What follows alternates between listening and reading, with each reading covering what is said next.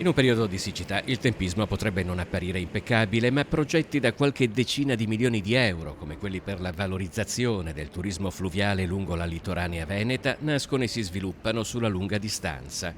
I risultati di un'analisi sulla potenzialità del settore, svolta dall'Università di Ca' Foscari in accordo con Infrastrutture Venete, sono stati presentati a Venezia a sindaci e addetti ai lavori. Diciamo che i risultati sono stati veramente positivi, perché si è visto un moltiplicatore di quello che può essere il potenziale in ritorno sul territorio. Diciamo che sulla base di questi risultati siamo pronti a investire anche su questo settore. Allora, sulla base di questi risultati oggi si apre una bella discussione. Si potrà in futuro pensare a un turismo veramente originale e innovativo rispetto a quello di oggi, soprattutto puntando magari alla bassa stagione, alla media stagione. Secondo il consigliere regionale del Partito Democratico Jonathan Montanariello, implementare la rete di navigazione interna e renderla efficiente serve non solo a sviluppare il turismo fluviale e naturalistico in Veneto, ma anche alla tutela dei corsi d'acqua e delle sponde.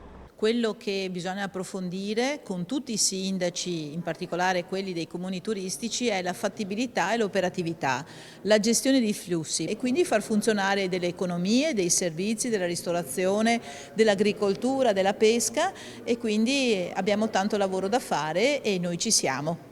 Accanto alle istituzioni c'è poi lo sviluppo di posti di lavoro. Vicepresidente nazionale di Assonautica, Marino Masiero analizza la situazione del veneziano. C'è la possibilità di avvicinare le microimprese, le piccole imprese, le famiglie che vivono lungo la litoranea veneta e farle diventare attrici socio-economiche di questa iniziativa importante. Assonautica Venezia ha stimato 5 anni fa circa in 500 unità le nuove attività produttive.